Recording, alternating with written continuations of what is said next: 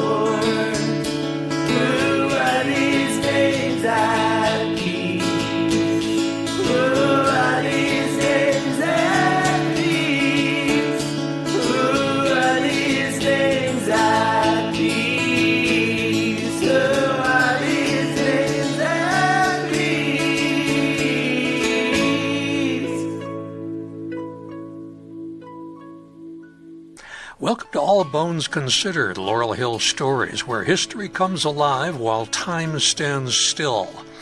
Recently chosen Best Philadelphia History Podcast by FeedSpot. I am Joe Lex. I'm a retired professor of emergency medicine from Temple University, and cemetery research has become my retirement avocation. On the first of every month, I introduce you to several people buried at Laurel Hill East in Philadelphia and Laurel Hill West in Bala Cynwyd. They all have something in common. This month, it's celebrating a 200th birthday. Martha Coston, you heard about back when I was first starting the podcasting. I've gotten better at it. I wanted to update her story for you with more information. As a reminder, Martha Coston was widowed with 4 children when she was 21 years old, but she learned what she had used from her late husband's studies and notes to create airborne flares, which were used thousands of times to save lives at sea.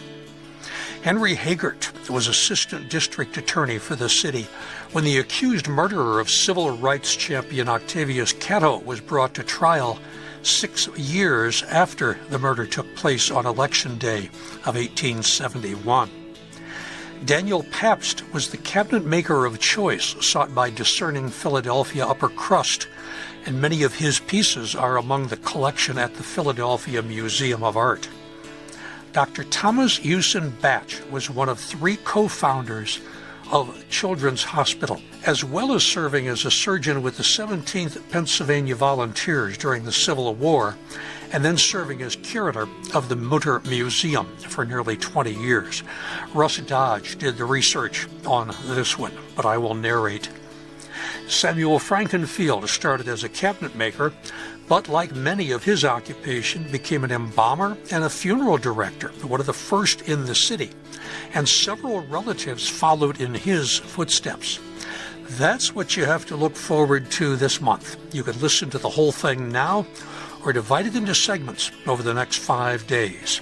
If you need to contact me about anything, jrlexjr1947@gmail.com.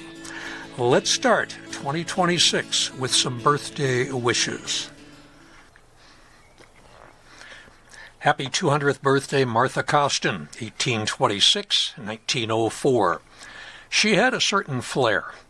This is an updated version of a podcast that I did way back in March of 2020. All Bones Considered, Laurel Hill Stories number 11. Before the invention of signal flares, ships at sea depended heavily on other types of visual signaling.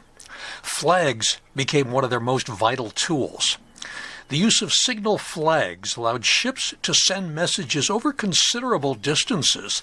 Each flag had a specific color or colors and patterns that could represent a letter, a number, and sometimes an entire phrase. In the early 19th century, the British Royal Navy popularized a code known as the Maritime Signal Book. It assigned meanings to different combinations of flags. And by the mid-1800s, the International Code of Signals was developed, provided a universal language for ships of all nations. a standard set of maritime signal flags was established. It typically included 26 alphabet flags, A to Z, 10 numeral pennants, 0 to 9, and a handful of special flags, so about 40 flags per set. Prices, of course, vary depending on factors like the quality of materials used, the size of the flag, the era that it was being used. A complete set could cost anywhere from a few dollars to more than $20, and that was a substantial sum for the time, especially if you were on a small vessel or you were an independent sailor. Now, high-quality, regulation-sized sets of flags that were suitable for merchant ships or navies were generally more expensive, while smaller and homemade sets were more affordable but less durable. Nonetheless, you could walk into a ship supply store and buy a set of these flags. What did they mean? Well, the C flag, Charlie flag, 5 horizontal stripes, blue, white, red, white, blue, from top to bottom. That means yes. The N, November, blue and white checkered with 4 squares, top left and bottom right blue, top right and bottom left white, means no. The J, or Juliet flag, horizontal blue and white stripes, blue at the top and bottom, white in the center. This gives a very specific message. I am on fire and have dangerous cargo. Keep clear. Or the O, the Oscar flag. It's divided diagonally. Top left yellow, bottom right red. When that's displayed, it means man overboard. At night, flags were useless. Ships used lanterns at night. They would arrange the lights in specific patterns or sequences to convey a message, such as signaling who they were, identification, their intentions, other warnings. Sometimes they would use filters. They'd use different colors, and the number and position of the lanterns were used to represent different signals. So they could coordinate maneuvers and send important information even in the darkness of nights. Sometimes they'd even hang the lanterns high in the rigging so they would be visible at a greater distances. In other circumstances, they might use cannons or muskets to draw attention, speaking trumpets when nearby. Now, despite their resourcefulness, these methods were often limited by visibility, distance, and weather. The solution involved creating something that could be seen both during the day and at night, launched high into the sky, and would feature a distinctive color or pattern. The origins of flares and fireworks can be traced back to ancient China. Gunpowder was invented in the 9th century. Early Chinese alchemists discovered that a combination of saltpeter, charcoal, and sulfur could create explosive powders, which were initially used for religious ceremonies and celebrations. But by the 12th century, the Chinese had developed simple firecrackers and rockets, which eventually spread to the Middle East and Europe through trade and warfare. In medieval Europe, knowledge of gunpowder and its applications gradually expanded. Fireworks became popular in Italy during the Renaissance, where artisans refined techniques for producing colorful displays by adding various metal salts. Flares, in the sense of signaling devices, also evolved during this period, as both military and maritime uses were explored. And by the late 18th century, fireworks were commonly used for public celebrations and entertainment across Europe, setting the stage for further innovations in the 19th century. Martha Hunt was born in Baltimore, Maryland in 1826. She moved to Philadelphia with her widowed mother, brothers, and sisters sometime during the 1830s. She was whip-smart and rebellious. At 16, she met the handsome 21-year-old inventor named Benjamin Franklin Coston. He had already developed a working prototype of a submarine that could be navigated for 8 hours underwater. She fell in love, and much to her mother's displeasure, Martha and Benjamin eloped and married. Benjamin Coston's talent was recognized. He was appointed Master in the Naval Service by the Secretary of the Navy, George Bancroft. He also put him in charge of the Naval Laboratory in the Washington Navy Yard. There, Coston supervised the installation of the laboratory equipment And in late 1845 and early 1846, he developed a percussion cap that could be used to ignite the charge in a muzzle-loading cannon.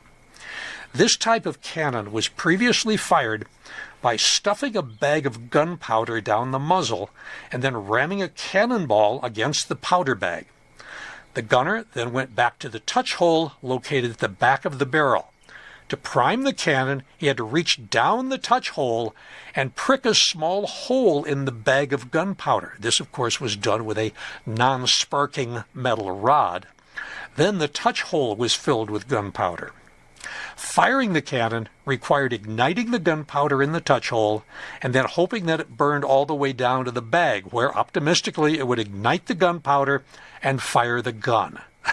It took a great deal of skill to perform these steps so the cannon would reliably fire. Now imagine doing this aboard a rolling ship. The time delay between igniting the primer and exploding the main charge had to be accounted for. If you ignite the primer on a downward roll, it would send the cannonball into the sea. But if you ignited it in an upward roll, it would send the cannonball sailing harmlessly over your enemy's head. Percussion caps solved this problem. They're small copper or brass cylinders filled with a shock-sensitive explosive material. Mercury fulminate was the most common choice. When you strike the cap, it ignites the mercury fulminate and allows the main charge to ignite without a delay. Coston's percussion primer vastly improved the cannon's accuracy. But there was a problem. Coston never told the government how to manufacture the percussion caps, and he kept the formulation of his explosive material a secret. In February of 1846, the commander of the Navy Yard wrote Coston a letter politely requesting this information. Coston wrote back the same day. He pointed out that he considered this information to be his, quote, private property, and he respectfully declined to furnish it. He did offer to supply the Navy with the caps at a cost of $9.81 each. Rival scientists persuaded Congress to formalize the Navy's Office of Pyrotechnics and set the director's annual salary at $1,500. That would be Coston. The director would not hold naval rank and would not be provided with government housing. Coston held the rank of master and refused to relinquish his commission or give up his housing. Well, not wanting to lose Coston's services, the Secretary of the Navy paid his salary until the matter could be resolved during the next session of Congress. The percussion primer was developed while his exact status was uncertain. Therefore, it was not clear whether the percussion cap formula was owned by Coston or by the Navy. This dispute about compensation for the Navy's use of his cannon percussion primer led to Coston's resignation in August 1847. This was soon after John Dahlgren, Laurel Hill East Section L, took over the Navy Yard. Coston and Dahlgren did not part as friends. Coston accepted a position as president of the Boston Gas Company, where he perfected and manufactured the Sylvic gas light. But by this time, he was already experiencing the effects of serious health hazards by constant inhalation of phosphorus-based chemical gases that were used in experiments while he was at the Navy Yard. In Boston, his process of generating gas from rosin further aggravated his condition. Although his accomplishments with gas lighting were hailed as a major success in both home and commercial lighting, the toxic effects of chemical processing proved fatal to Benjamin Franklin Coston. He died November 24th, 1848. He left behind his 21-year-old widow, Martha, with 4 small children. Martha did not have time to grieve the loss of her husband because within the next several months her infant son died, and then her mother, and then another son. So now she was a young widow with 2 sons, no family support, in profound grief, and she was desperate for a means to make money. Fortunately, she had developed a habit early in marriage of staying interested in Benjamin's work. Every evening at dinner time, she would query him about what he had done that day. And he was a natural teacher. He was more than happy to explain. Without ever having set foot in the lab, Martha had learned the basics of pyrotechnics. After Benjamin died, Martha went through his papers, notebooks, and unfinished works.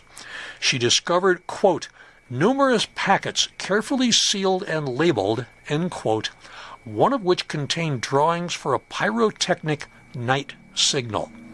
She recalled that her husband worked on this invention while he was at the Washington Navy Yard, and he'd given a test set of the signals to a particular Navy officer for later testing. Contact with this officer proved difficult, and the return of the signal flares was problematic, but eventually he begrudgingly returned the damaged box of signals. Coston then used her Washington, D.C. social and U.S. Navy connections that were forged during her marriage to pursue what she considered the one hope for her whole future. With desperate determination, she approached the current Secretary of the Navy, Isaac Toucey, about having the signals tested. To her relief, he readily consented to a trial of the signals, which fell to the flagship Wabash, under Commodore, afterwards Admiral Paulding. At the conclusion of the testing period, Coston received a letter from Paulding, informing her that, quote, the signals proved utterly good for nothing, end quote. Paulding also mentioned in the letter that he thought the signals a very good idea and encouraged continued work to perfect the invention. Unfortunately for historians of science, Martha chose not to describe the series of experiments that led to her first successful flare. This omission leaves open the question of how much of the work was personally done by Martha. She made no secret of the fact that much of the experimental work was done by collaborators she recruited from the community of pyrotechnic chemists she had met through her husband. Martha is never clear about how much of the experimental work she did herself. She hints about conducting experiments, but these may have been confined to igniting and observing the pyrotechnic mixtures. Even if she relied almost exclusively on collaborators or hired chemists, it is difficult to believe that she would have had no input on technical matters. She did know enough to dismiss chemists who were uncooperative, unproductive, or dismissive of her as a woman. Martha observed that, quote, we hear much of chivalry of men towards women, but it vanishes like dew before the summer sun when one of us comes into competition with the manly sex. Let a woman sit, weep, wring her hands, and exult in her own helplessness, and the modern knight buckles on his imaginary breastplate and draws his sword in her behalf. But when the woman girds up her loins for the battle of life, ready to fight like a lioness if need be to put food in the mouths of her children, let her select for her field the living room or the cooking range. End quote. When Martha Coston received her first patent in 1859, this is more than 10 years after Benjamin's death, her late husband's name was on it, primarily because she felt that he had done the bulk of the work, and not because women couldn't register a patent, as I've heard some people report. Later patents were in her own name. For instance, she claimed originality of the idea for a flare that would burn sequentially in 2 or more colors. Martha's preference was for a flare that would burn first in red, and then in white, and finally in blue. But neither Coston nor her collaborators were able to produce an intense blue color, and so rather than the country's national colors, the flares were commonly red, white, and green. The great two advantages of her signals were that a burning flare that predictably changed color could not be mistaken for anything else, and that the color changes could be part of a signaling code. I can report, 100 years later, when I was in Vietnam in the late 1960s, we still did not have decent blue flares. By 1859, the success of the signal was well documented by a specially appointed board of naval examiners by Secretary Toucey. After a month-long testing period, a report was published in February 1859. In brief summary, the report contained 3 main points. 1. Coston signals are better than any other known to them. 2. The board strongly recommended them for the use of the Navy. And 3. Signals being the means whereby orders are given or wants made known at sea, a good code of them, plainly intelligible to the persons addressed, is absolutely necessary to the efficient conduct of a fleet. The report concluded with full endorsement. Quote, the application of the Coston night signals to the Navy day signal books gives a perfect code of night signals.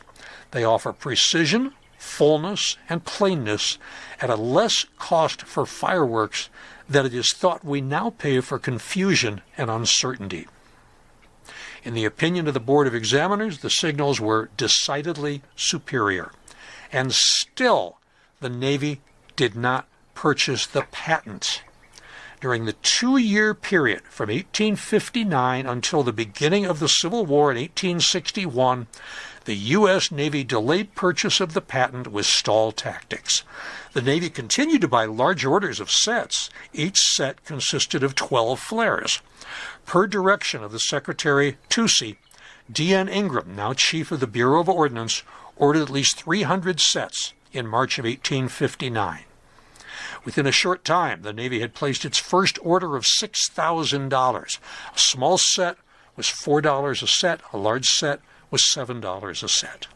These signals were divided for use among the North and South Atlantic, the North and South Pacific, and the African fleets. I guess the Mediterranean fleets didn't get any. While the issue of purchasing the Coston patent was under debate in Congress, Coston made an aggressive business decision to market her flares in Europe. She set sail for England with her 2 small sons in August of 1859. She was 33 years old. Coston stayed in Europe for 2 years, traveling back and forth between London and Paris, occupied in negotiations with the British and French governments for the purchase of her patent. And before she returned from the continent, she secured patents in England, France, Holland, Austria, Denmark, Italy, and Sweden. When the American Civil War broke out in earnest, Coston returned home from England in the summer of 1861, and she went directly to Washington, D.C. to push the bill before Congress for the sale of the patent.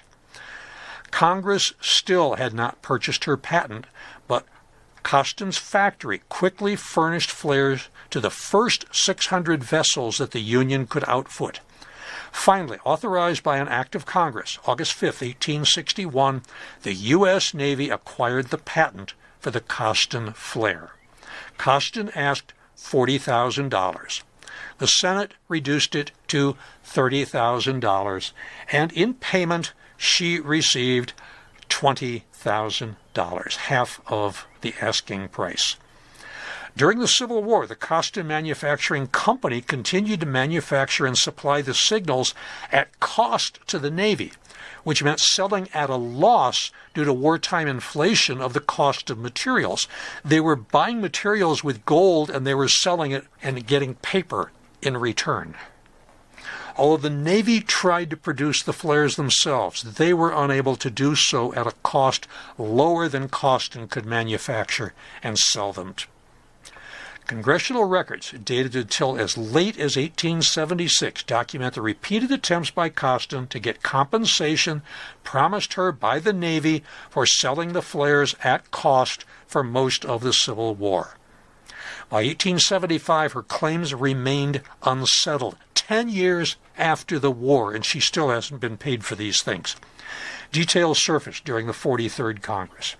The Honorable William Faxon, former Assistant Secretary of the Navy, wrote a letter to Coston dated January 15, 1875, stated in part that it was the universal testimony of the officers of the Navy that the signals were of greatest possible service indispensable, in fact, and always thought that you were very patriotic in continuing to furnish them at gold prices, taking pay in largely depreciated paper. After the patent was purchased, an attempt was made to manufacture the signals in the Navy Yard, but they cost more than your prices.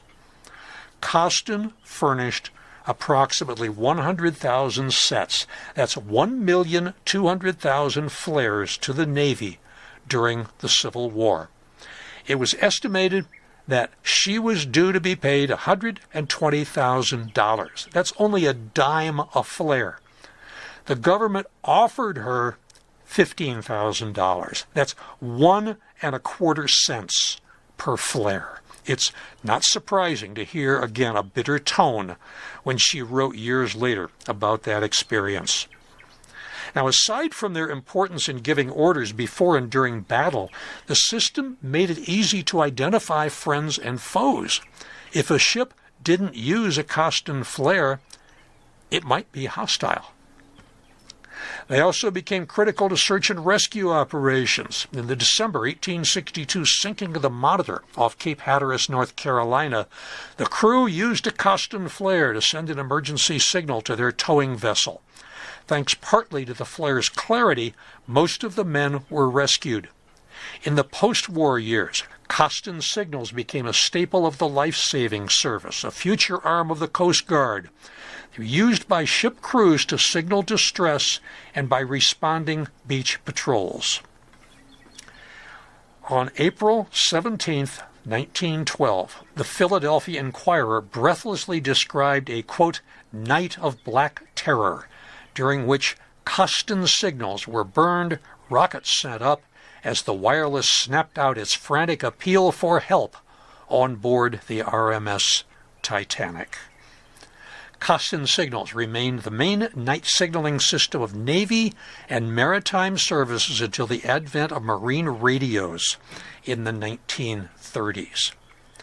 But unlike the standardized meanings assigned to international signal flags, Coston flares did not have a universally recognized system of color codes. When signal flags had clear, internationally agreed upon interpretations, the colors of Coston flares were generally defined at a local or organizational level, often documented in specific code books for use by the relevant agencies or ships only. The meanings could differ from one maritime organization or region to another.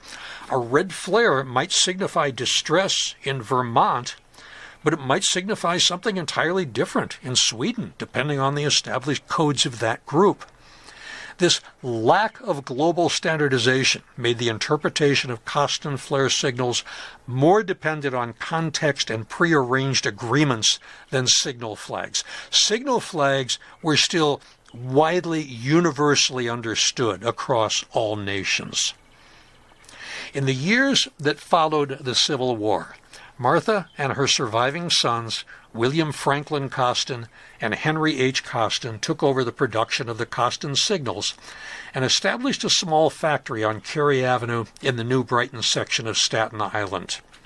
The signals produced there were used not only in the United States Navy, Life-Saving Service, Customs, Army, and Weather Bureau, but by the navies of France, Spain, Denmark, Italy, the Netherlands, Brazil, thousands of merchant ships.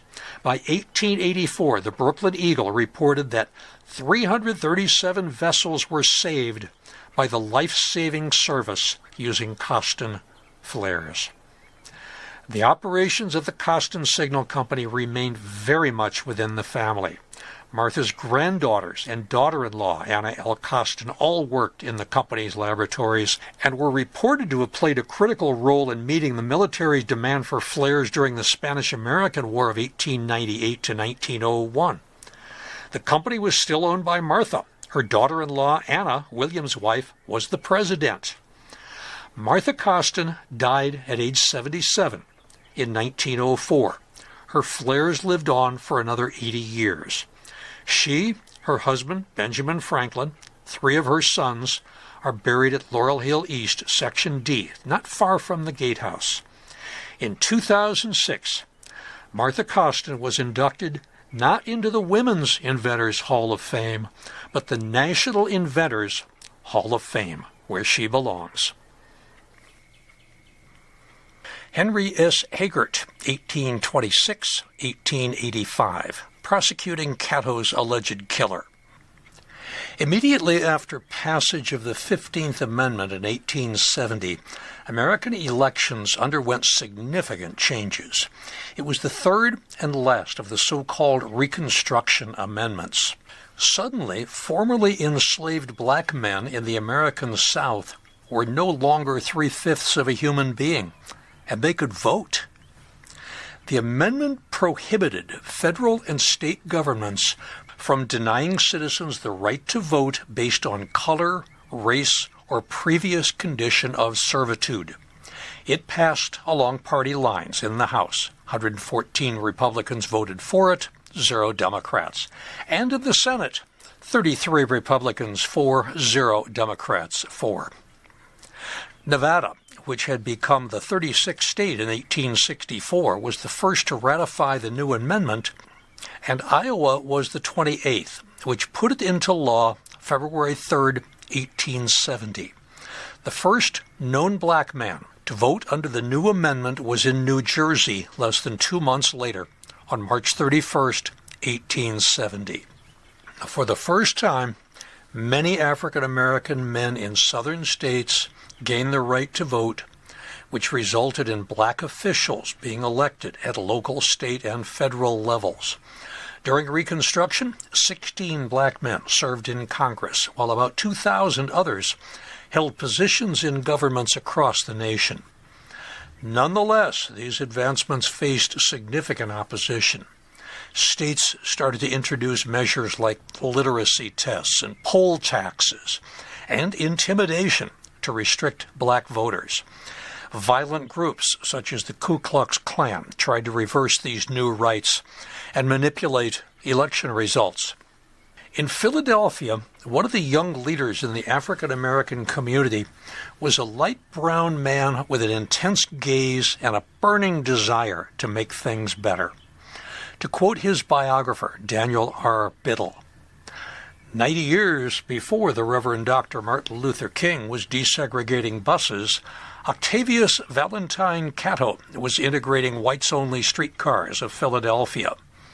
90 years before Malcolm X was advocating black self-determination, Catto was demanding that blacks fight in the Civil War and be allowed to vote. 80 years before Jackie Robinson broke the color line, Catto, a second baseman who could hit, was trying to force big league baseball to include black teams like the one that he captained. Octavius Valentine Catto was born to Sarah Elizabeth Kane, who descended from a well-off mulatto family, and the Reverend William T. Catto, a Presbyterian minister, who later became a bishop in the African Methodist Episcopal Church. In an 1852 book called Who's Who in Black America, the Reverend Catto was credited with having improved a thrashing machine until it could process 500 bushels of grain daily. But they lived in South Carolina, and South Carolina had a law that prohibited the teaching of black people, free or enslaved, to read or write. So Reverend Catto welcomed the invitation to establish himself in Philadelphia, at that time the American city with the largest free black population. In 1854, 15-year-old Octavius enrolled at the brand-new Institute for Colored Youth, ICE, at 7th and Lombard. This later became Cheney University. He was valedictorian at his 1858 graduation. For more on the beginning and development of that school, Cheney University, listen to the podcast about Florence DeVita V.D. Howard Johnson Reed, 1936-1996. That was a segment of All Bones Considered Laurel Hill Stories number 71 from February of 2025. After Octavius studied Latin and Greek for an additional year, the IC hired him as a fresh 20-year-old teacher who could quote Aristotle and Martin Luther and who dressed sharply. He was rumored to have spent $113.50 on a Wanamaker's shopping spree. He was self-confident. In 1862, he demanded a raise or he would go teach in Brooklyn, so his salary was boosted by $100. Soon he was Dean of Boys. After the Battle of Gettysburg in July 1863, Octavius raised a group of volunteers of color, which he brought to Harrisburg to offer in service of his country. But he was turned away as the Commonwealth wasn't interested in recruiting colored soldiers. With the help of progressive Philadelphians, Catto became a major in the 1st Division of the state's National Guard. He led protests against trolley companies, which would gladly take a black man's money, but then force him to stand outside the car exposed to the weather and the mud. Octavius led the charge to allow anyone who paid their money to sit wherever they pleased. Now, the local newspaper called The Age, not The Edge, but The Age, warned against the impending horror of allowing black men to sit next to white women on a public conveyance where they might be unable to contain their primitive urges and sexually assault women in the trolley car. Also, the paper cautioned that white people would have to endure, quote, the bodily odors of Negroes, end quote. In Harrisburg, it was State Senator Morrow Lowry of Erie County who introduced a bill to guarantee streetcar access to all, and Octavius headed to the Capitol to lobby for its passage. The bill was signed into law March 1867. 2 days later, a young black woman named Caroline LeCount decided to put the law to a test. When the driver refused to allow her into the cab and then called her a racial epithet, she took him to court. The driver was fined $100. Caroline and Octavius were becoming a pair. Soon they were engaged to be married. Professor Catto, as the neighbors called him, was a better-than-decent baseball player. He was second baseman with the Pythians Baseball Club, a gentleman's game, middle-class black men who played other middle-class black men. A Pythian refers to something or someone associated with the ancient Greek sanctuary of Delphi, where the Pythia, a priestess, served as the oracle. The term can also relate to the Pythian Games, which are athletic and musical competitions held in honor of Apollo at Delphi. Philadelphians' Pythians went undefeated in 1867. So in 1868, Catto submitted his team to join the newly formed Pennsylvania Convention of Baseball Clubs. But they were rejected, and white teams were instructed to no longer play black teams, even in friendly competition. The Pythians ignored that rule. They found a worthy team of whites that were willing to face them, and on September 18th, 1869, the Pythians played the first known sanctioned exhibition game between a black and a white team. Octavius' team won 27-17.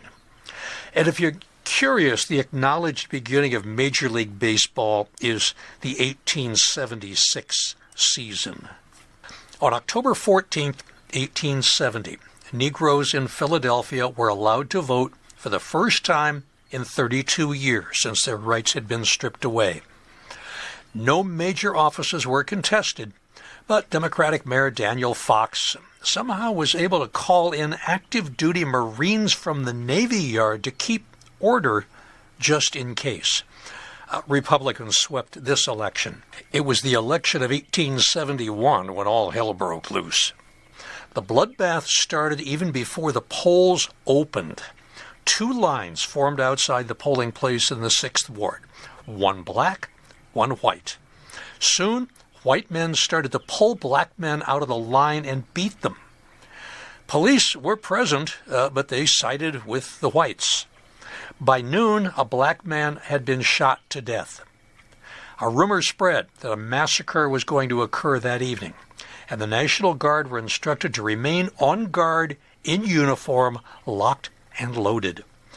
Professor Catto was an officer in the Guard. He closed the Institute early He stopped by a pawn shop on 3rd Street to purchase a handgun, but no ammunition. He went home to pick up his uniform. He had some ammunition at home.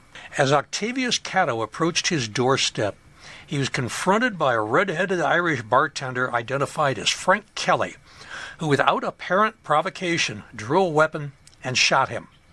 Catto survived the first shot and managed to try and shield himself behind a passing trolley, but it was no use. Kelly's follow-up bullet pierced his heart. Black newspaperman William C. Bolivar summed up the mood of black Philadelphians. Strong men wept like children when they realized how much had been lost in the untimely death of the gifted Catto. The funeral of Octavius Valentine Catto on October 16, 1871, was the most elaborate ever held for a black man in the United States of America. City offices closed, as did many businesses. The Union League was draped with a huge American flag bordered in black. More than 5,000 people, both white and black, lined Broad Street as his cortege passed. It included 1 infantry brigade, 3 regiments, 8 other military detachments, and 125 horse-drawn carriages. Many people compared it to 5 years earlier, when the assassinated President Lincoln's funeral passed through the city. Catto was interred at Mount Lebanon Cemetery at 19th and Passyunk. In the meantime, Frank Kelly, now also sought in the murder of another black man, had disappeared, and he ended up in Ohio under the name of Charles Young, but there he soon got into legal trouble for voter fraud and escaped from an Ohio jail cell to Chicago. He was eventually caught and brought back to Philadelphia to face charges of murder. It took until 1877, nearly 6 years after the killing of Octavius Catto. The prosecution would be led by Assistant District Attorney Henry S. Hagert. Henry Shell Hagert was born in Philadelphia May 2, 1826, son of Jacob E. and Eliza Hagert. After he graduated from Central High School in 1842, one of his classmates was Joseph Wharton, he began his legal education as a student in the office of Honorable Charles Gilpin. He was admitted to the bar on May 8, 1847, just days after he reached the age of majority. Even in his student years, Hagert demonstrated careful and conscientious thoroughness, a trait that would define his professional success. Now, soon after he joined the bar, Hagert was elected solicitor for the Board of Guardians of the Poor of Philadelphia. At that time, this position was solely managed by the board and was separate from the city's law department. His performance caught the attention of Honorable William Bradford Reed, son of Joseph and Esther DeBert Reed. See All Bones Considered, Laurel Hill Stories number 60. Reed was a distinguished district attorney and leader at the Philadelphia bar who became a mentor and a friend. And through Reed's influence, Hagert was appointed as an assistant to the Honorable Isaac Hazelhurst, the newly elected city solicitor in 1854. That's the year of the consolidation, remember. Despite being the youngest assistant, Hagert's abilities earned him key responsibilities, including drafting significant ordinances required by the Act of Consolidation. Hagert's friendship with Reed proved invaluable, especially during the contested district attorney election of 1856, which resulted in Honorable Louis C. Cassidy's appointment. I talked about Cassidy in All Bones Considered, Laurel Hill Stories number 9. At Reed's suggestion, Cassidy selected Hagert as his assistant, and Hagert served in this role until the following year when the case was decided. Throughout, he fulfilled his duties with distinction. He earned praise from judges and senior lawyers for his skillful handling of several homicide cases. After he left the district attorney's office with Cassidy, Hagert practiced law privately for the next 11 years, as he steadily built his reputation as a careful, skillful, and well-read lawyer. His practice focused primarily on civil courts, where he was frequently appointed as master and referee in complex cases. Hagert excelled particularly in trial advocacy, where his cross-examination skills and meticulous case preparation set him apart. He was known for his ability to investigate every detail, anticipate testimony, and approach trials with unmatched readiness and composure. He believed in thorough preparation for the opening of cases, speaking in a calm, conversational tone, focusing solely on the court and the jury. His reviews of testimony were systematic and effective, and he would reconcile inconsistencies and analyze motives with precision. He was persuasive, not because of eloquence, but because of his evident personal conviction. In December 1868, Hagert returned to the district attorney's office as first assistant to Honorable Furman Shepherd, who, though learned and eloquent, lacked criminal court experience. Hagert's selection proved wise, as his abilities quickly gained him respect at the criminal bar, especially after the Eaton and Twitchell homicide trials. In these and subsequent cases, Hagert's thoroughness and logical presentation of evidence were decisive.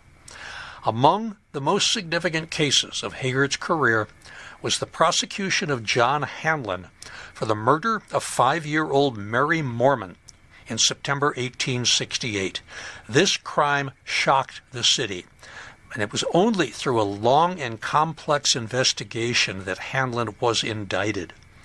The trial, held in November 1870, was closely watched. It presented many challenges as the evidence was largely circumstantial, and it depended on the testimony of a fellow convict named Dunn, who had a reputation for making things up.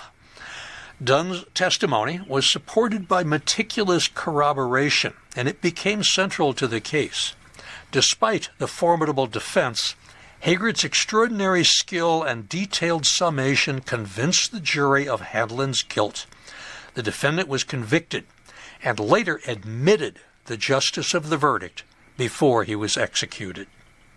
The other case that he prosecuted that you would know about is that of Frank Kelly, charged with the killing of Octavius v. Catto on October 10, 1871.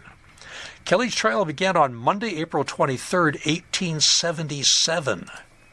Assistant District Attorney Hagert and District Attorney Shepherd prosecuted the prisoner, and W.J. Bowman and Benjamin L. Temple, Esquires, defended him. A jury was selected by 3 o'clock and sworn, and Mr. Hagert opened the case for the Commonwealth. You have been selected out of this panel of jurors with great care, and after strict and close examination by counsel for the Commonwealth and for the defense, to try this bill wherein Frank Kelly is charged with the killing of Octavius v. Catto. The subject of that care, as you must know, was to get into the jury box 12 impartial and fair-minded men who shall determine whether the prisoner is guilty or not guilty of the offense with which he is charged.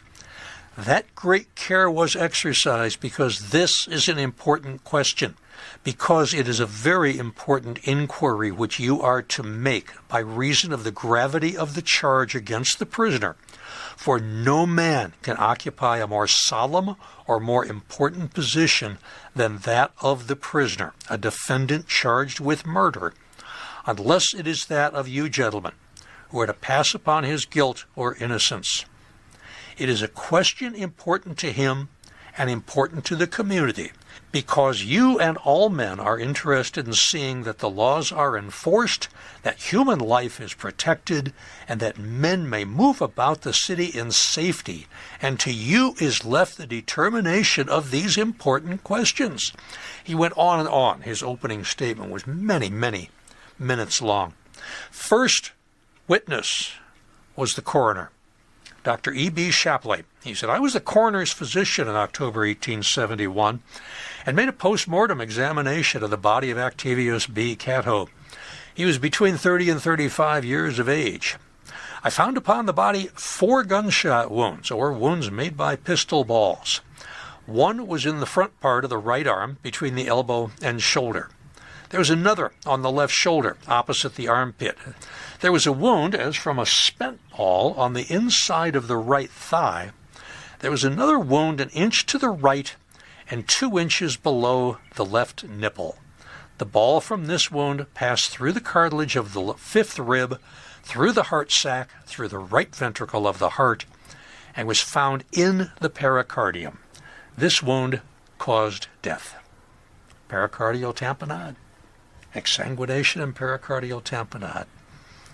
In the courthouse at 6th and Chestnut, more than 24 witnesses, many of them helpfully identified by the newspapers as colored, fingered Frank Kelly, or someone who looked just like him, as the murderer. The defense countered with 12 witnesses of their own, who swore that the men who pulled the trigger could not possibly have been Frank Kelly. The trial went on for several days, and despite the best evidence available, the all-white, all-male jury acquitted Frank Kelly for the murder of Octavius Catto and 2 other black men on that horrid day in Philadelphia history. After Hagert served as assistant district attorney for 6 years, he was elected DA in November 1877, and he took office in January 1878. As district attorney, Hagert understood the office as representing the Commonwealth. He balanced the pursuit of justice with fairness to the accused.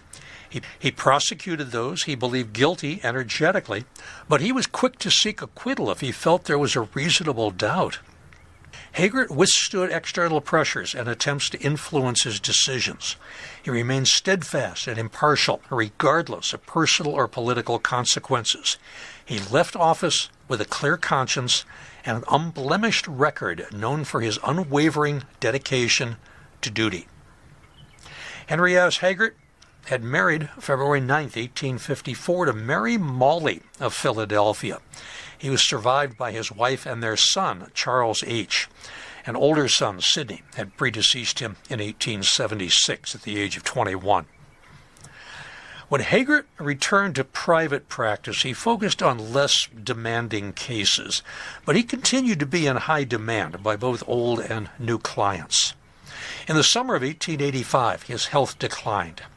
After a brief recovery attempt in the mountains and at the seashore, it became clear that he suffered from Bright's disease, kidney failure.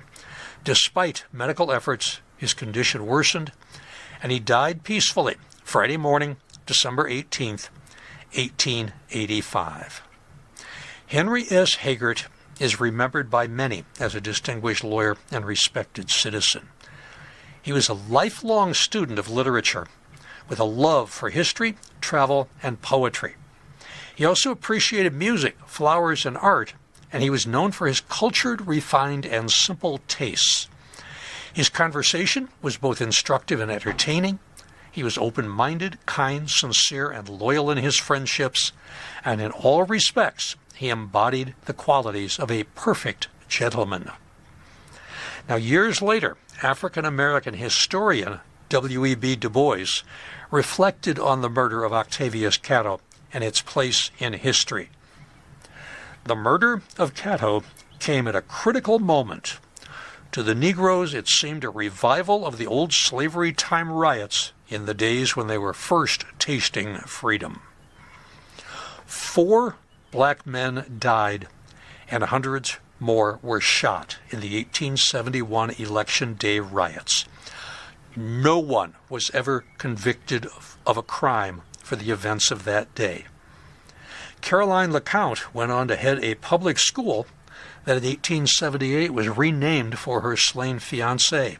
She never married. In 1903, Mount Lebanon Cemetery was closed. Octavius Catto's remains were moved to Eden Cemetery, where they remain today in what's more or less a hall of fame of black Philadelphians, along with James Fortin, Francis Harper, William Still, Caroline LeCount, and others.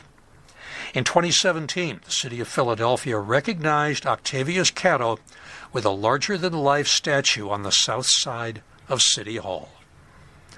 Henry Shell Hagert is interred at Laurel Hill East, Section J, Plot 81. And I doubt that, except for scholars of Philadelphia history or the Octavius Catto story, I doubt that he is remembered by very many people.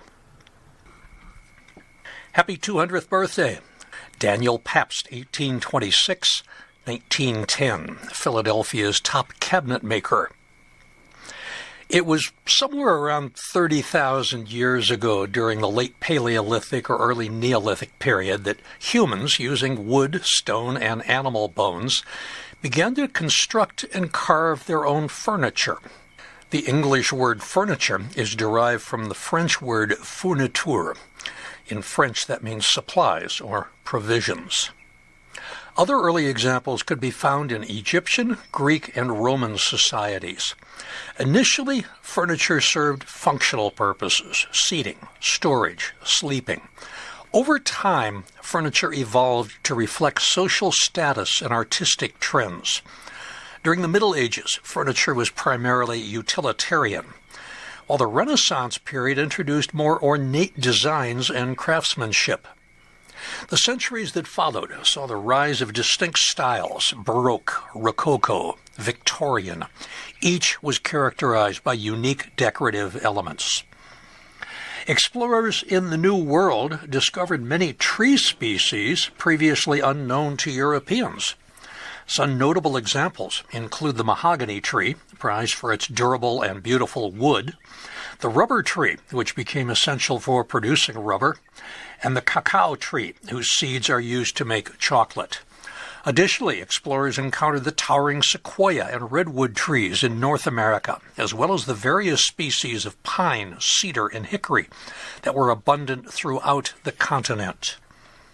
In colonial America, furniture was typically made from locally available hardwoods, such as oak, elm, maple, walnut, cherry, and pine. These woods were favored for their durability and abundance. Craftsmen used pine for less expensive pieces and interiors, while finer furniture featured hardwoods like mahogany and walnut for a more polished look. In addition to wood, some furniture incorporated iron or brass hardware for hinges and decorative elements. In 19th century America, furniture styles evolved significantly from the pre-Victorian to the Victorian era, which began in the 1830s. Pre-Victorian furniture was influenced by Federal and Empire styles. It featured clean lines, delicate ornamentation, often used mahogany and cherry woods. The pieces were functional yet elegant, and motifs were inspired by classical antiquity. There was minimal upholstery. Now, during the Victorian era, furniture became more ornate and decorative. Heavy carving, elaborate details, rich dark woods, walnut, rosewood were very common. Upholstery was once stark. Now it became plush and patterned. Pieces like overstuffed sofas, intricate sideboards, detailed parlor chairs showcase the era's penchant for luxury and craftsmanship. Now, this transition marked a shift from restraint to exuberance in American furniture design. If you were the mistress of an upper-class Philadelphia Victorian household, you would most assuredly know about the varying furniture that was available for both display and for storage in your home. You'd be able to tell the differences among a sideboard, a cupboard, a chiffonier, an armoire, and a china cabinet. Cupboard, that's just a general term. Any cabinet that has shelves, doors, sometimes drawers. It's used to store a variety of household items in the kitchen, but also in the bathroom or in bedrooms. A sideboard is typically a long, low piece of furniture with cabinets and drawers. It is often used in a dining room to store serving dishes, linens, and tableware. A credenza is a dining room sideboard or display cabinet that's usually made from burnished and polished wood and decorated with marquetry. The top is often marble or another decorative liquid and heat-resistant stone. An armoire or wardrobe, simply a freestanding closet which may also have shelves and drawers. And then there's a chifforobe, combination of a wardrobe and a chest of drawers, which usually features one side with a hanging space for clothes, that's the wardrobe side, and the other side with drawers for folded garments, which makes it ideal for bedrooms without built-in closets. The word chifforobe, it's a portmanteau of chiffonnier, which is French for rag picker, and wardrobe. Finally, there's the china cabinet, designed specifically to display and to store fine china, glassware, and collectibles. It often features glass doors and shelves in order to showcase decorative items commonly found in the dining room or another living area.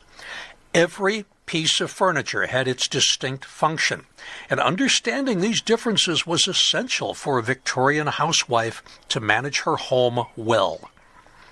During the mid-19th century in the United States, mass-produced furniture started to become common thanks to advances in industrial machinery and transportation.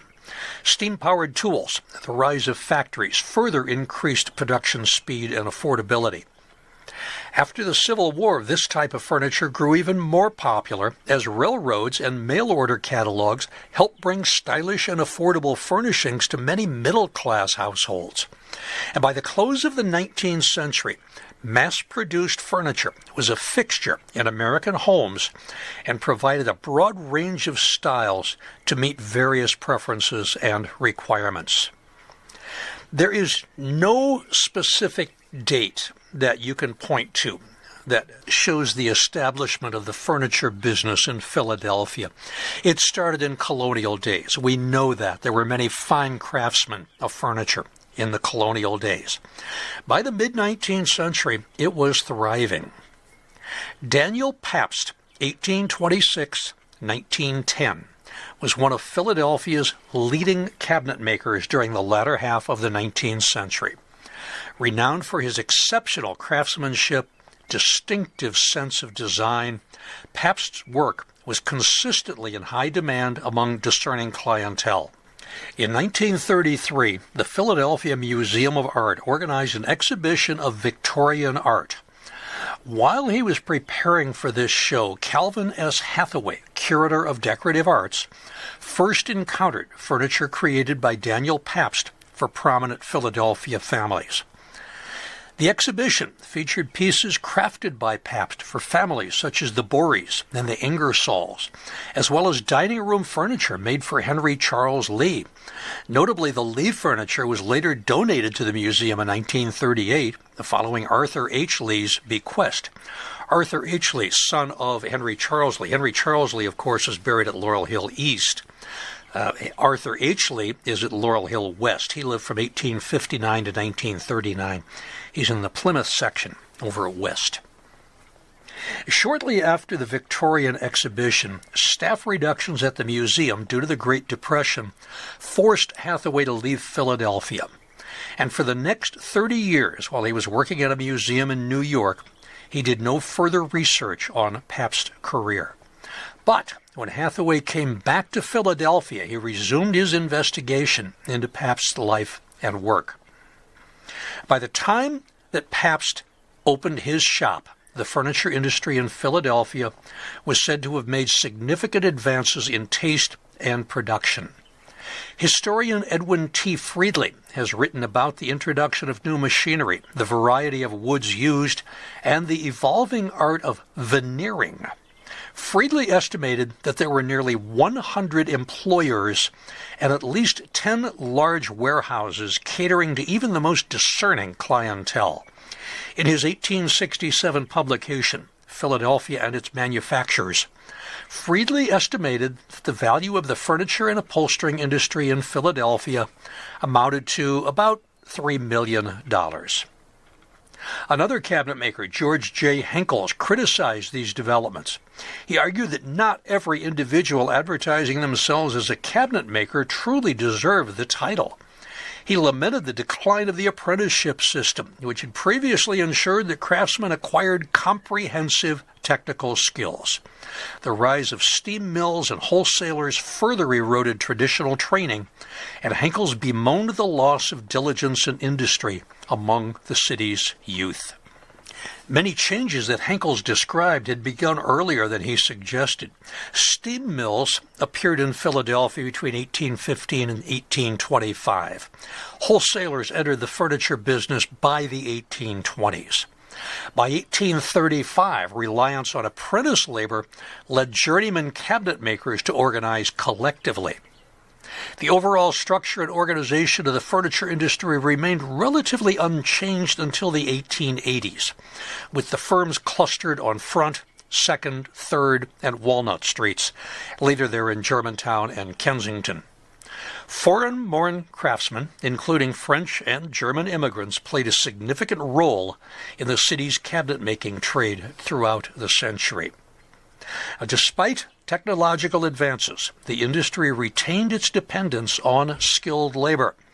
Custom-made, handcrafted furniture remained the preference of affluent customers, with advertisements and shop descriptions emphasizing the superiority of handmade work.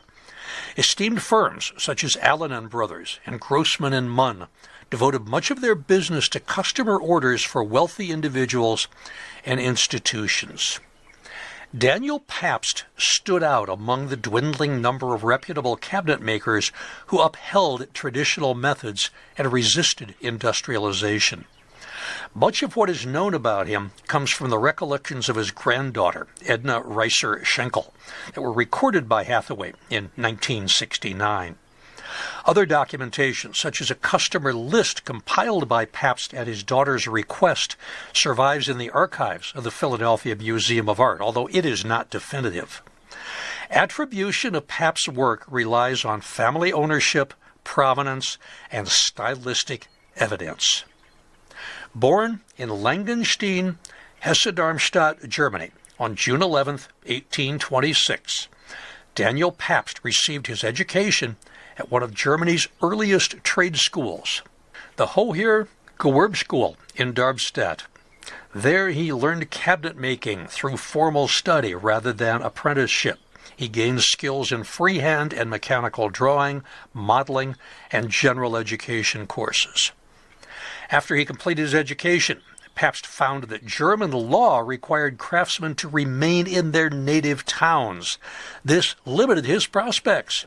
So he traveled around Germany for 5 years and then immigrated to America. He settled in Philadelphia in 1849. He initially worked as a journeyman, but he opened his own shop July 4, 1854, at 222 South 4th Street. Later, he moved to 269 South 5th Street around 1870, and he stayed there until his 1896 retirement. And even after he retired, he designed and crafted selected pieces. Pabst had joined Philadelphia's sizable community of German craftsmen, many of whom hailed from southern Germany. By 1850, the city had 725 German-born furniture makers, with the number of total furniture makers rising to 3,698 by 1880. Despite fierce competition, Daniel Pabst distinguished himself through the quality of his work and his clientele. He remained deeply attached to his German heritage. He assisted fellow immigrants, participated in the German Society of Philadelphia, and he also wrote and published poetry in German about his homeland. Pabst's wife, Helena Gross, was also German-born. Of their 7 children, only 3 survived to adulthood. The family lived at 264 South 5th Street. That was near Pabst's shop. When Pabst arrived in Philadelphia, he was just another foreign-born worker with limited prospects. However, he became a leading designer and manufacturer of artistic furniture, and word got around, and soon he was serving clients such as Mrs. Henry Diston, Mrs. Thomas McKean, Mrs. John Christian Bullitt, and organizations like the Pennsylvania Railroad. I have done podcasts about the Distons and the McKeans, and there's one coming up on the Bullets. Pabst's reputation spread nationally, and his shop employed up to 50 men. His active career included 10-year partnership with Francis Krauss, after which he worked independently. Now, due to the lack of surviving labels or documentation, furniture attributed to Pabst is identified, as I said before, by provenance and stylistic analysis. In fact, the only known object that bears Pabst's name is a sewing box that he made for his wife, Helena. It's decorated with watercolor floral designs and sentimental inscriptions. It reflects German artistic traditions and, of course, personal affection. The earliest group of furniture that can confidently be attributed to Pabst includes pieces made for historian Henry Charles Lee, All Bones Considered, Laurel Hill Stories number 18, such as a walnut cabinet and a red walnut dining room suite. These works were displayed in the museum's 1933 Victorian exhibition and showcased Pabst's mastery of Renaissance Revival style, marked by precise carving, geometric ornamentation, and restraint. Other notable pieces include matching cabinets for the Ingersoll family, walnut side chairs for Beauvais Bory. Beauvais Bory, 1846 to 1930. He's buried at Laurel Hill East in the P section. His father was Secretary of the Navy under Grant. All of these were attributed to Pabst through family tradition and stylistic evidence. Pabst's reputation extended to the White House. The family said he made some fireplace mantels, but there's no documentary confirmation. He also produced a modern Gothic bedroom suite for his daughter Emma, which highlighted his embrace of new styles, while maintaining his Renaissance Revival forms. Modern Gothic design, characterized by floral motifs and medieval ornament, was influenced by English Reform designers such as Bruce J. Talbot, Christopher Dresser. Their works and theories on simplicity and truthfulness of construction resonated with Pabst's approach. Pabst's furniture demonstrated meticulous attention to detail, innovative use of materials, and a unique vocabulary of ornamentation. His work reflected the principles advocated by contemporary designers and contributed to the evolution of American decorative arts. Pabst's connection with the influential Philadelphia architect Frank Furness, 1839-1912, All Bones Considered, Laurel Hill Stories number 6, is evidenced by the appearance of Furness's name on Pabst's customer list and the similarities between their designs. They shared many clients, including a significant professional association.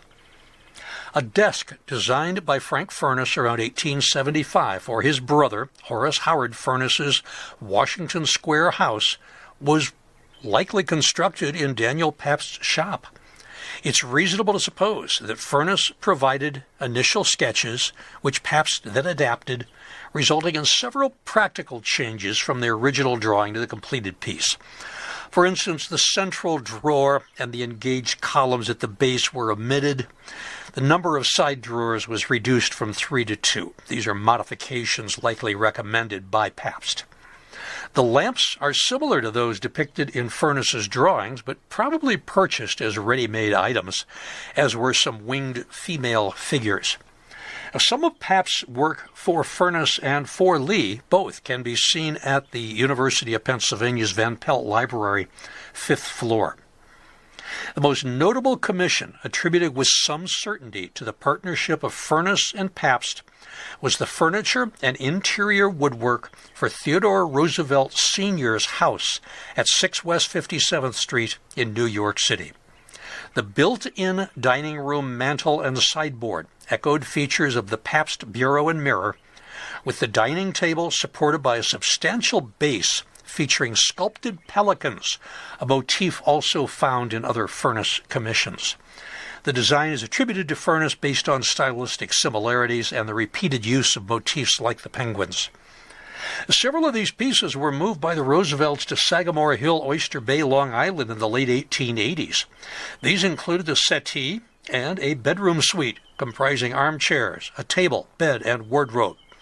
Family traditions suggest that the bedroom furniture formed a master bedroom suite that won first prize at the Philadelphia Centennial Exhibition, although no such suite is described in the exhibition catalog.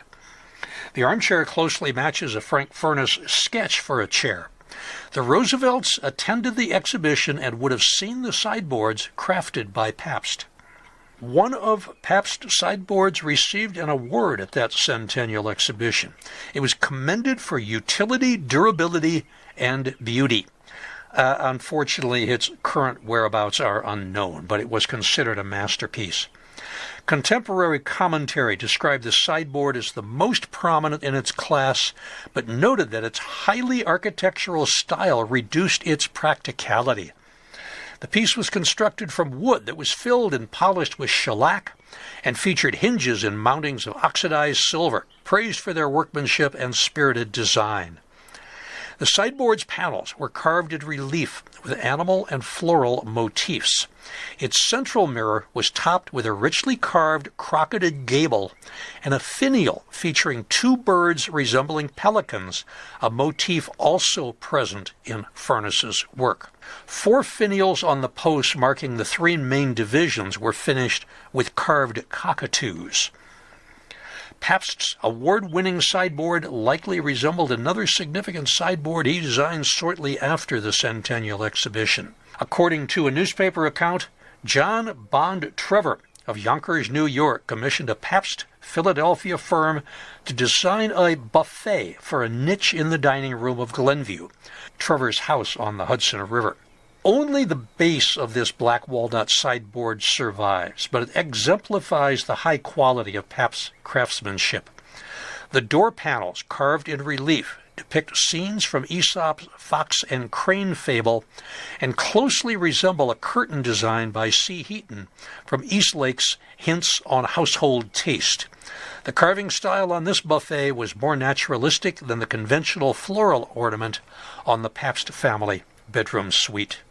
Pabst's Gothic furniture was also displayed at the exhibition. It was noted for its abundant carving, although at times it was criticized for lacking clear purpose or meaning. His Renaissance sideboard, while also displayed, was considered less meritorious compared to his Gothic pieces, which tended to incorporate too many architectural elements suited to stonework rather than to furniture. Other interior woodwork attributed to Pabst in the Trevor House includes mantelpieces. Unfortunately, the Pabst overmantels were destroyed in the 1930s during renovation. The use of patterned marquetry and shallow relief carving reveals a delicacy influenced by Asian art and the changing tastes of the art furniture movement.